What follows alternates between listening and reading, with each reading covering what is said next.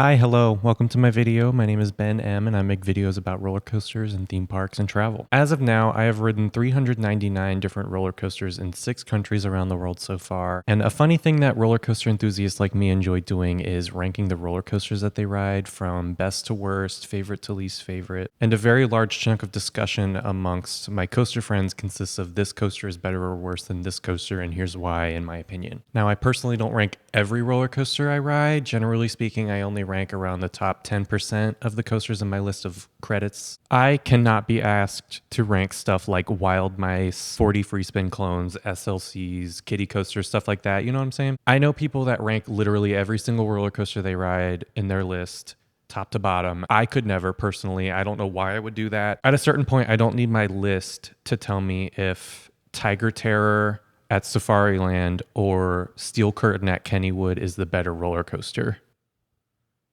I mean, Tiger Terror is better, but that's not the point. I guess it could be useful to point to this is the worst roller coaster I've ever ridden. That could be fun. I do have a few in mind. But today we're only talking about the elite, the best of the best, the S tier, if you will. If you are by chance a casual enjoyer of theme parks and roller coasters and are looking to learn more, feel free to use this as a guide of my recommendations for some of the best ones to look for that I've been to and can vouch for. If you have access to these places, I recommend every single one of these to you, and I really do hope that you folks can experience them all. And it's not just me. Almost all of the ones on this list are critically acclaimed. They're the best of the best. So today we're talking about my top 25 roller coasters in the world so far as of late 2024. Hopefully, as we go over my list, it'll become clear what I like most in coasters. I like a variety of forces, with airtime or negative G's being my favorite. Intensity, layout design, ride vehicle design, uniqueness. Can I get an experience like this anywhere else? Theming, presentation, aesthetics, and star quality, baby. It's important. There's a few here that fight with each other nearly every single day. Some of them are truly neck and neck and very hard to decide upon. Also, please keep in mind this is just my opinion. How do you know what's good for me? That's my opinion!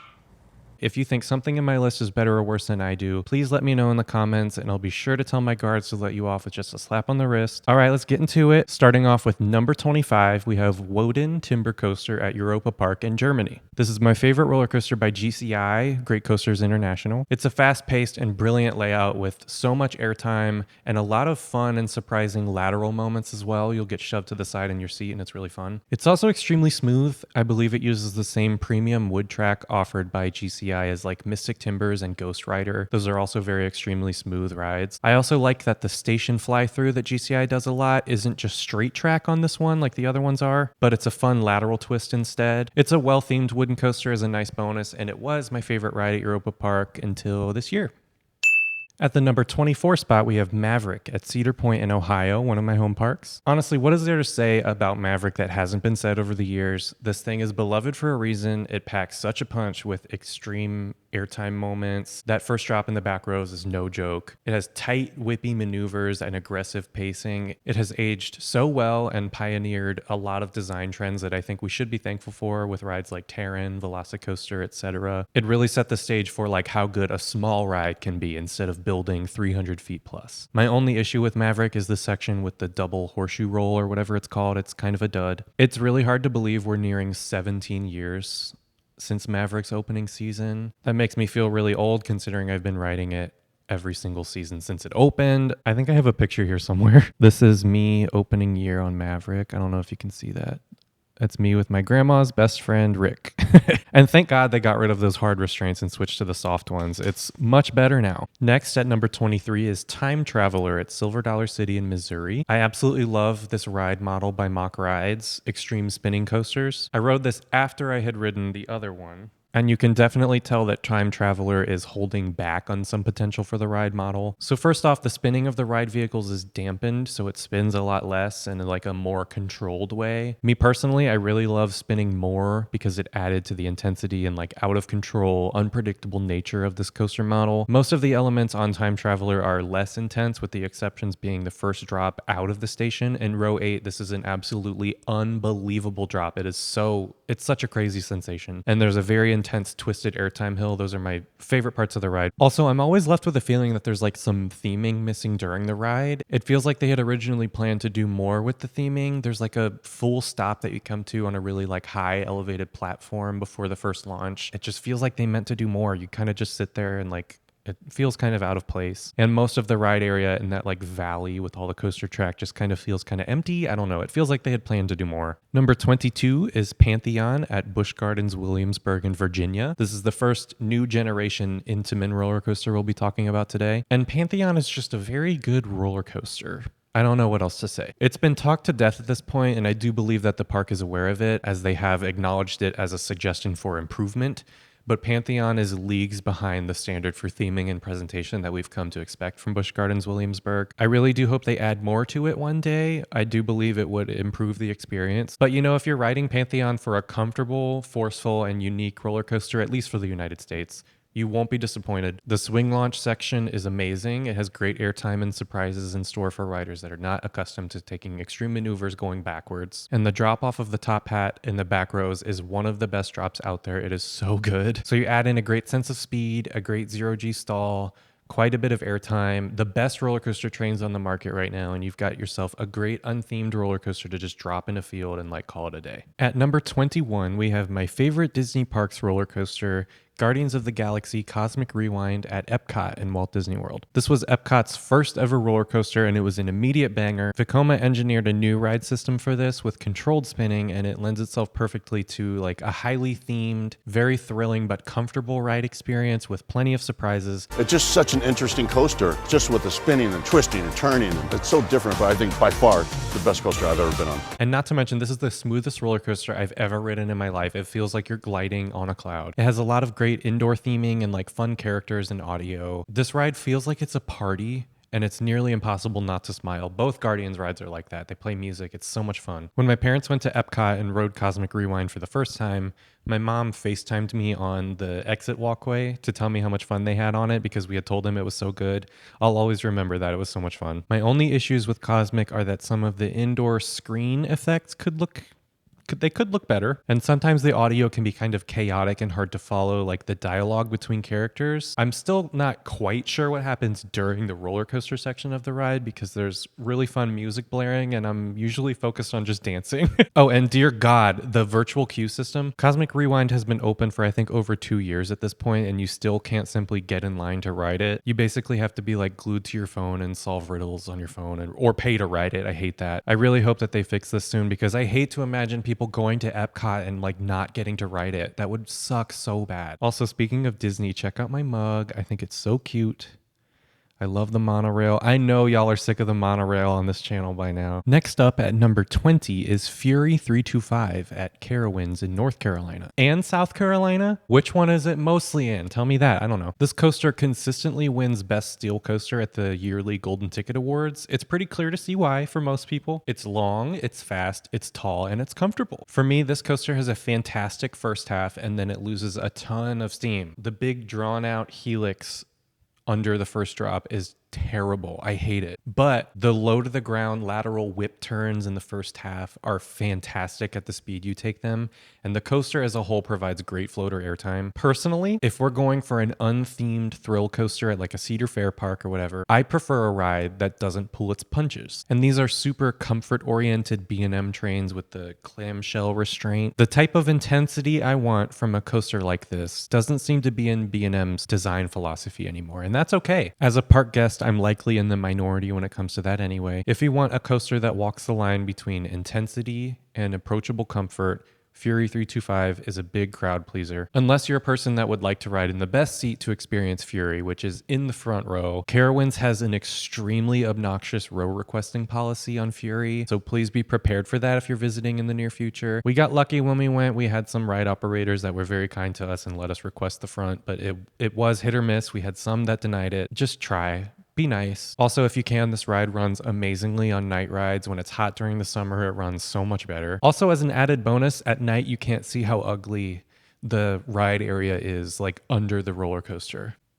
Is that mean? I don't know. It's really ugly. Like during the day when you're going down the drop, you just see like storage just thrown under the... It's so... Cedar Fair, why? Coaster number 19 is Outlaw Run back at Silver Dollar City in Missouri. This is a wooden coaster by Rocky Mountain Construction, or RMC. It is absolutely out of control. If you're looking for a smooth ride, just turn around and walk like all the way across the park back to Time Traveler, because Outlaw Run is really aggressive and probably too rough for a lot of riders. The worst part is definitely when the pull out of the drop begins and you shift from airtime to slamming back down into your seat. There's a very noticeable jolt or pothole. So brace for that. I feel it helps if you put some pressure on the floor of the car with your feet and kind of like raise your butt off of the seat so that the shock of that jolt isn't felt in your spine. Definitely ride in odd numbered rows if you're concerned about this, but you still want to ride. They are a bit smoother. Personally, I absolutely love the out of control feeling that this ride gives. It is so intense, and the rest of the ride is not nearly as rough as that jolt. So once you get past that, you should be fine. It has some really wacky wooden coaster inversions, very strong ejector air time, terrain interaction, and this has the second best night ride I've ever experienced. It is seriously so pitch black in those woods at night. It's so good. If you can visit when it's open at night, definitely give it a try. It's awesome. Come here, Kylie. Say hi. What are you doing? Hi, girls. Hello. Everybody say hi, Daniel. They're only here for you anyway. Next at number 18 is Kumba at Busch Gardens, Tampa, Florida. This is a coaster that I have a much greater appreciation and love for than many do, and I've made peace with that. This is my favorite roller coaster by B&M, and it will continue to be until they build something better than Fury and Kumba, which given their designs lately would come as a big surprise to me. This coaster is my definitive looping coaster. They seem to have perfected the layout on their first try. Kumba is one of my favorite rides for positive Gs. It has some negative Gs as well. It has very whippy inversions, and it's just one of the most intense steel coasters in general. Back left is my favorite seat on this ride, most notably because of the 0G roll. You get a really wild burst of negative Gs with a really strong whip through the roll. The element progression is perfect, and every element does what it needs to do. Kumba also has hollow steel track that echoes a ferocious and iconic roaring sound as the train flies through the layout. Oh my God! Oh my God! Whoa! And as you're riding, the roar grows and echoes louder as you run through these concrete trenches that are carved into the terrain around Kumba. It makes these low-to-the-ground moments of positive Gs all the more intense as you hear this roaring sound. It's so powerful. Kumba is nonstop action, and yet it carries a beautiful elegance to it with this colorful paint that like glistens in the sun. It has lush greenery around this Congo area of the park, and the paint is just so colorful and pops against it. It's so beautiful. Also, let me look you in the eyes. Let me get close. Busch Gardens. You've already replaced the signage and the logo. If you ever do anything drastic to Kumba, you will have to go through me and my colleagues. There are many of us out there that hold Kumba very dearly in our hearts, and I am one of them. My friends have witnessed some of my happiest moments with Kumba. It is very special to me. Number 1, B&M, baby. Number 17 is Der Schwur des Karnen at HANSA-PARK in Germany. If I butchered that pronunciation, leave me alone. The best way I can describe Karnen is shocking or surprising. Going into Karnen, I had no idea what to expect. The building that houses the indoor portion of Karnen is seriously so freakishly tall. It's insane to look at when you're standing under it. And as we approached Karnen, we could hear a lot of screams coming from the inside the building, and we had no idea what was causing them. And as far as the outdoor portion of the roller coaster goes, it is a very wacky looking Gerstlauer hyper coaster, which is crazy enough. This part of the ride is very intense. It's much more intense than I expected. There's a sideways banked dive turn that like whips you very, very strongly back the other direction. It's my favorite part of the ride, and it definitely caught me by surprise. And there's a lot of other surprises that Karnen has in store. It's definitely not what I would call a smooth steel coaster, but I can look past that for a very well-themed and very intense ride experience. You can check out our European theme park trip videos if you'd like to see our experience with Karnen as well as the other coasters in Europe on this list. Number 16 is Helix at Liseberg. This is my favorite coaster in Sweden. This ride has an immaculate vibe. The soundtrack goes so hard.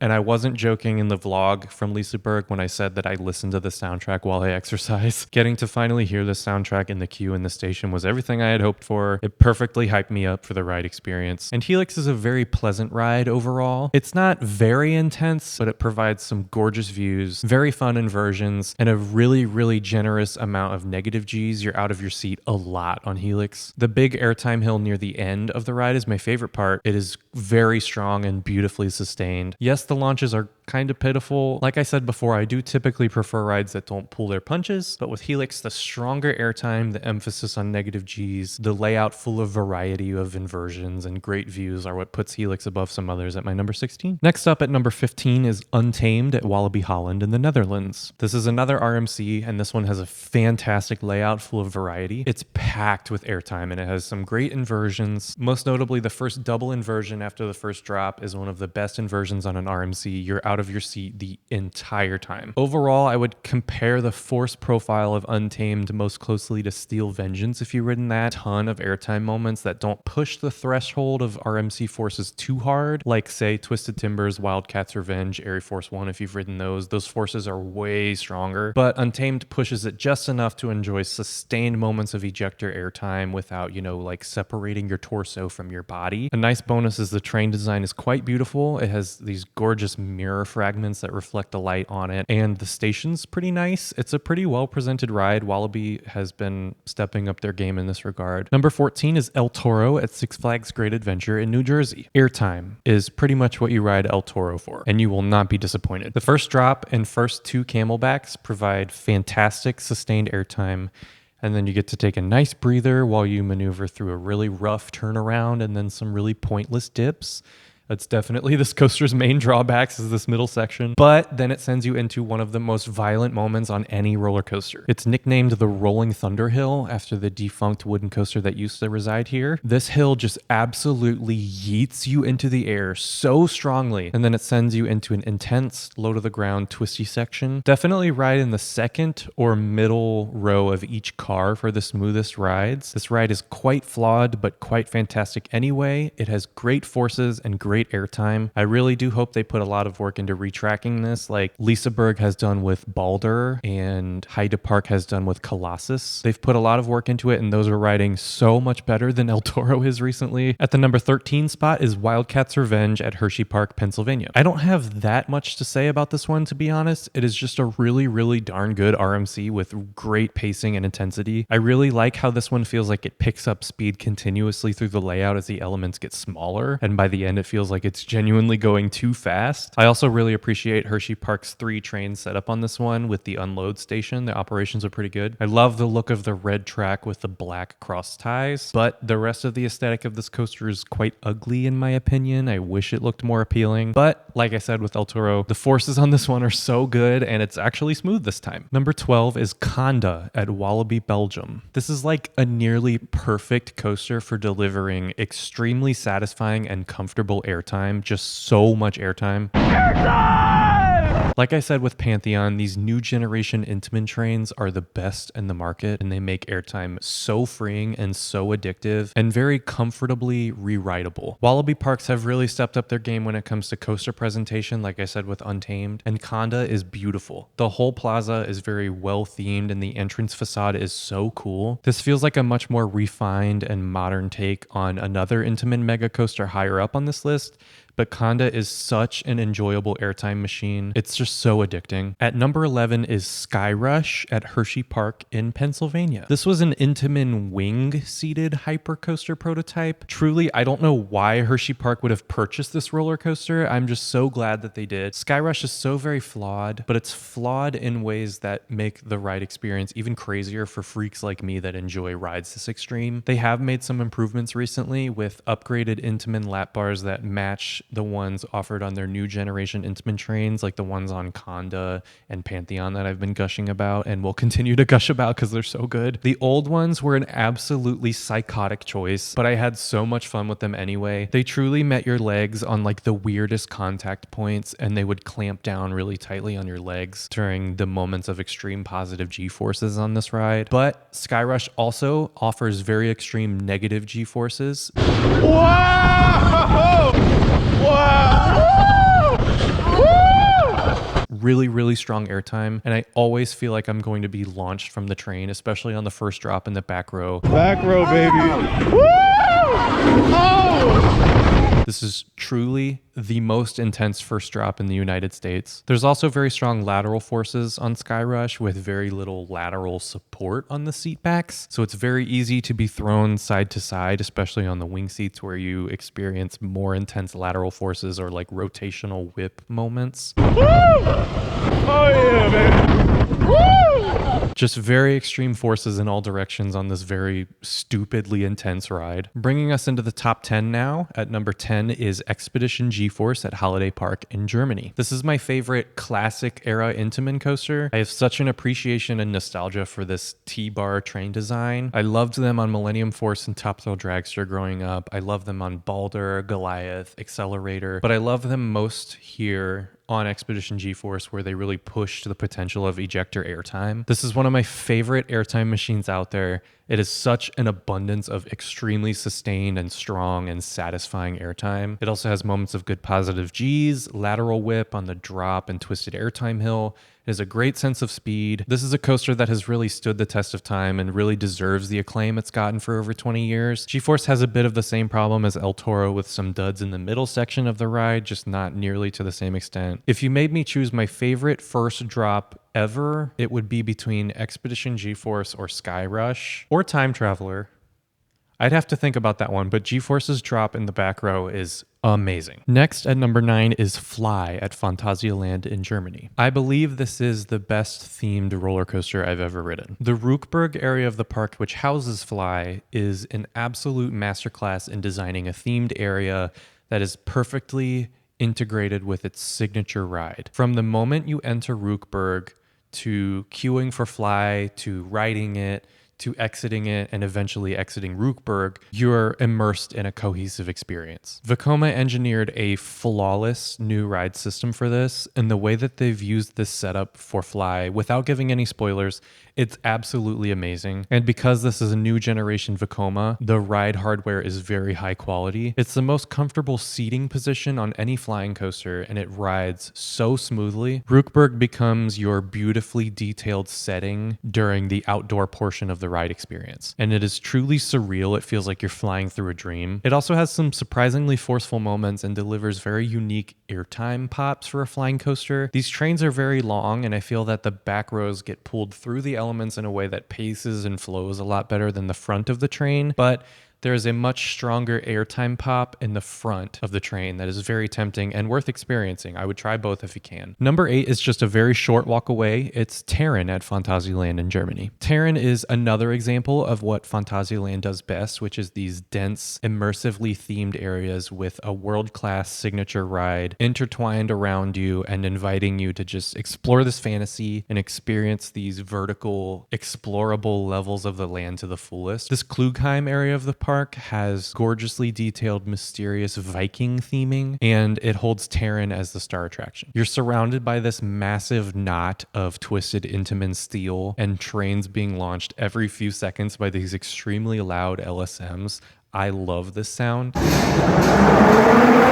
And it just makes you so excited to barrel through this like Skyrim, Game of Thrones type town, and you feel like a battering ram through all these like themed buildings and stuff like that. Terran was Intamin's first installment of their new generation of these amazing trains I keep talking about, and they're perfect here as well. Terran has a higher seating position like Velocicoaster or Gotham City Escape, where your feet will dangle a little bit, whereas Pantheon and Conda, for example, have a lower seating position down closer to the track with your feet on the floor. With Terran, the theming and atmosphere, whippy transitions, pacing, speed, airtime. These are the stars of the show here. It's not the most intense ride. It is more intense than, say, Helix, but it's one of Intamin's finest designs. This is one of my comfort coasters. Terran just makes me so happy to even think about. Whew, we are reaching the ones that I like passionately talk about a lot. Next at number 7 is Velocicoaster at Universal Studios Islands of Adventure in Florida. If I had to guess, This is probably like millions of people's number one roller coaster at this point, and that is for good reason. VelociCoaster is an immaculate thrill ride. I can't think of another coaster that perfectly balances between extreme thrill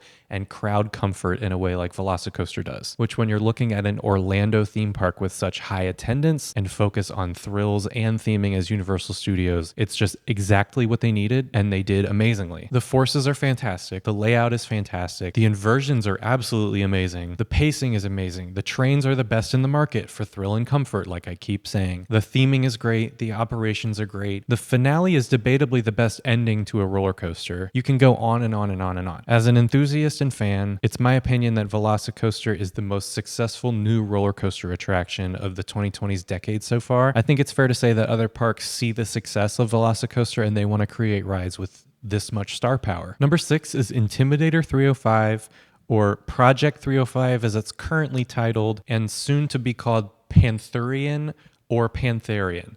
I still haven't heard anyone say it out loud yet, but it's the big one at Kings Dominion in Virginia. Now, this is currently my favorite roller coaster by Intamin, and by all means, this is not a ride for everyone. This is on the opposite side of the coin from VelociCoaster in the sense that In the sense that they completely failed to balance thrill with crowd comfort.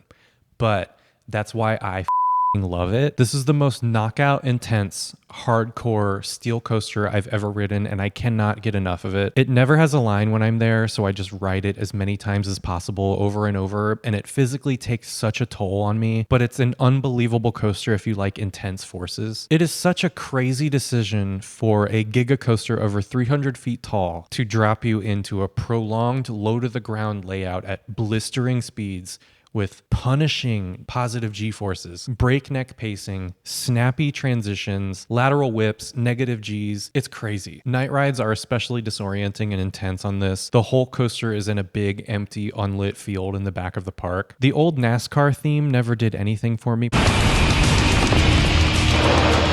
Intimidator 305, new at Kings Dominion. Personally, I found the plaza area was tacky and unappealing.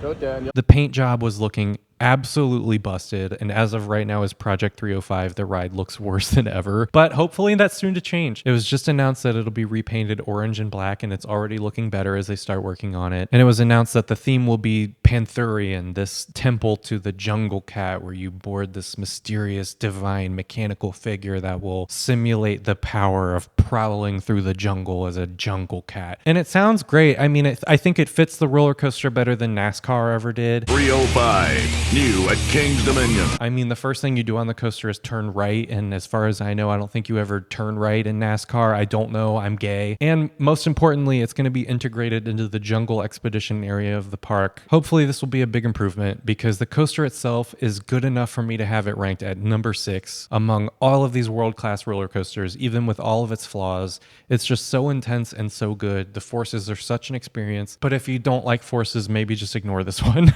All right, everyone, top 5 territory. Give it up for number 5. Number 5 is Steel Vengeance at Cedar Point in Ohio. This is one of the best roller coaster layouts ever designed. It's so impressive what RMC was able to create from the structure of Mean Streak, which, by the way, I grew up riding Mean Streak and it was terrible. I believe this still holds the record for the most airtime on a roller coaster, so that speaks for itself. And you absolutely feel it. The airtime moments are never ending. Now, this is a point of criticism for some people, but not me personally. Always give me more airtime. I believe the layout varies these airtime moments really nicely, and they never get old to me. The layout is such a long journey that gets more exciting as it starts to delve into the huge wooden structure. You're being thrown into airtime moments and inversions, and there's just wood everywhere. Operationally, Steel Vengeance has been through quite a lot since it opened, but they really have found their groove when it comes to efficiently loading and unloading and sending these RMC trains quickly, which is not easy to do. But unfortunately, waiting for Steel Vengeance and dealing with their locker system is still just kind of a pain, especially when the ride is so popular and you're just excited to get on and ride as many times as you can during your day at Cedar Point, which is already stressful enough. And at least the lockers are free and you can have most of your things with you for most of the line. My other gripe with the ride is the mid-course trim break. I'm always crossing my fingers and hoping for a faster and more exciting ride. I wish I didn't have to be thinking about that while riding, but when you do kind kind of blow through those trims without them hitting very much and slowing you down. And then the rest of the ride runs so fast. It is so good, and the airtime is incredible. Next at number 4, and this one is always tough for me. I go back and forth all the time. It's Iron Gwazi at Busch Gardens, Tampa, Florida. This is a more intense and fast-paced hyper hybrid, 200 plus feet tall like Steel Vengeance. When it comes to deciding between Steel Vengeance or Iron Gwazi, I always go back and forth between factors like length,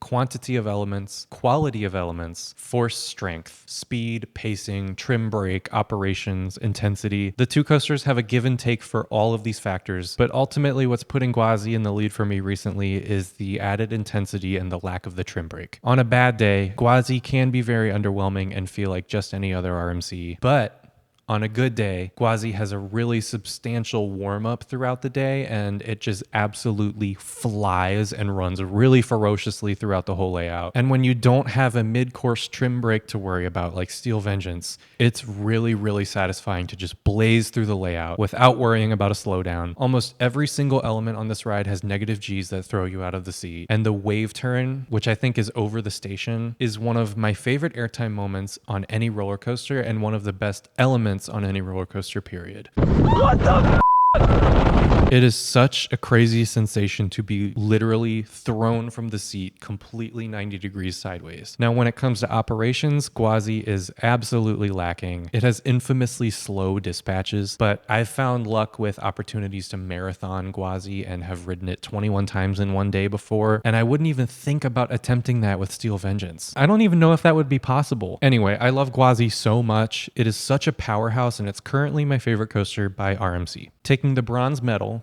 at number 3 is the best wooden roller coaster ever built, the Voyage at Holiday World in Indiana. This is my number 1 roller coaster for quite some time, and it's most of my friends' number 1 roller coaster, and they're really passionate about it, so they get really mad at me for this one. But you know what?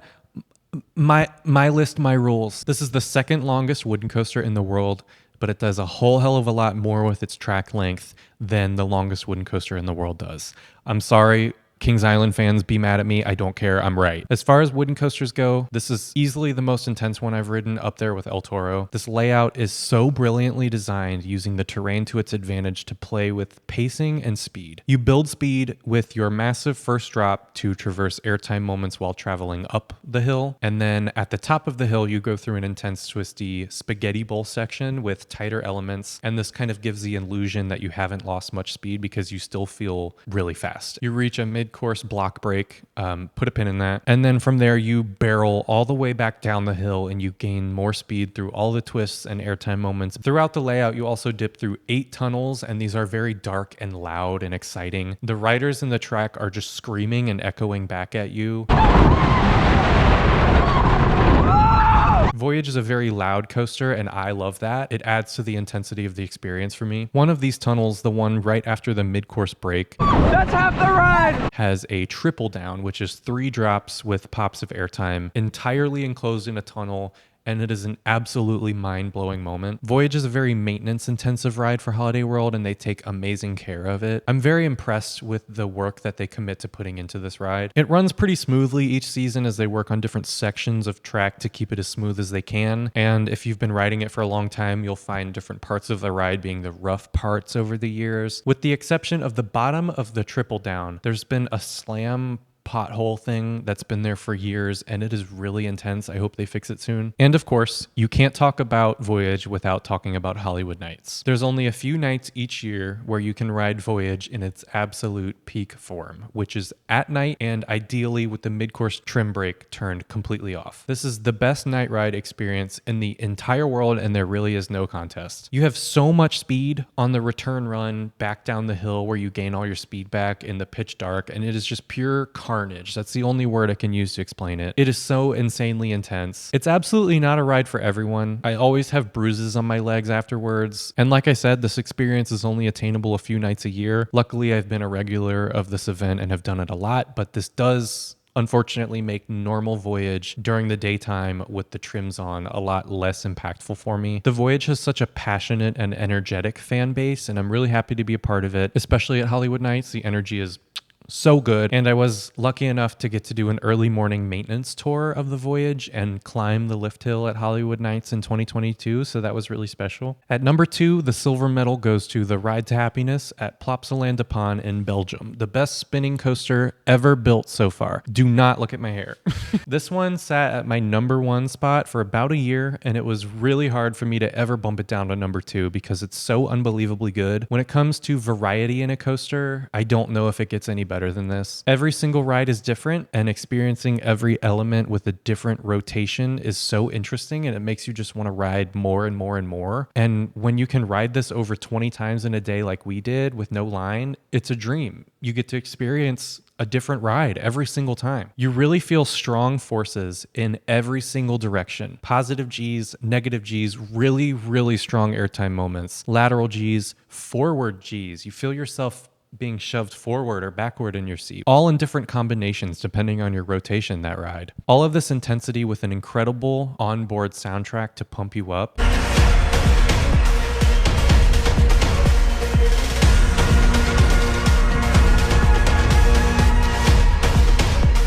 It adds such a lovely layer to the experience, and you can't help but smile and laugh and dance and throw your hands up and fly around. It's a very cathartic coaster. All of this on top of the great theming and the queue and station and the really beautiful ride area. Ride to Happiness was really what made me fall in love with Mack rides and their designs and innovations. Daniel and I have amazing memories with this coaster. Our first ever ride on it was in the morning, and it was raining, and it was so utterly disorienting and intense that we were both just drenched from the rain, and we hit the brakes and looked at each other with like tears of happiness on our face. I assume we're getting back. Yeah. And we immediately knew we had an all-timer on our hands. We were like, what just happened? What was that? I've never ridden anything like that. This ride is so special. And the crazy thing is Plopsaland wouldn't have even necessarily been on our radar at all without this coaster, but we've visited twice already. And we have plans for a third visit as well, going out of our way to go back to it on our next Europe trip. That's how good it is. And here we are, the moment of truth. The top spot, the gold medal, my number 1 roller coaster in the world is Voltron at Europa-Park in Germany. We were lucky enough to ride Voltron in its opening year, and it blew me away in every facet. This ride has everything, and it does so much so well that there's so much to talk about. As soon as you approach the ride, the new Croatia area of Europa-Park is beautiful, and Voltron, the first ever Mack ride striker coaster, is on full display, and you can walk through so much of the beautiful ride area where there's just the coaster all around you. The ride is themed to Nikola Tesla's experiments with electricity, and the story of the ride is based on experiments with teleporting between these 2 large towers called Wardenclyffe Towers on either end of the track layout. There's so much kinetic energy due to trains being sent every 30 seconds or so. There's always multiple trains in motion on the layout, and it's so much fun to watch as well as ride. The operations are so great, and when you enter the line, you can always count on it moving fast. The queue is well themed and shaded outdoors, and then gets even crazier and more elaborate when you go indoors. I'll give you a fair warning now, getting more into the ride experience, I am going to spoil some surprise elements of Voltron if you care about that sort of thing. I personally went in unaware, and I was so impressed by the surprises. I love this queue, and it has my favorite piece of coaster queue theming ever. There are real Tesla coils on the ceiling, and every so often they start this sequence where they ignite with a pattern of frequencies that are tuned to play the pitches of the Voltron theme music that Europa-Park had originally composed for the ride and marketing materials.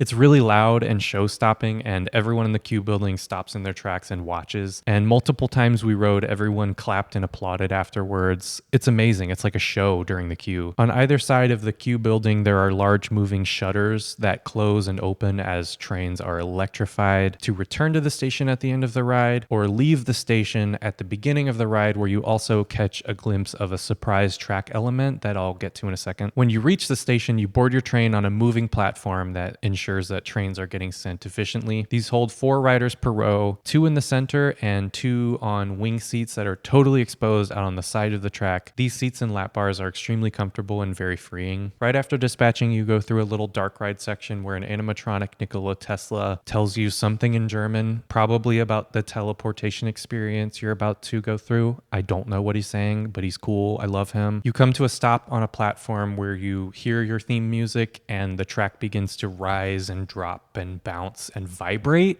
Vibrate? That's crazy. Oh! There's airtime!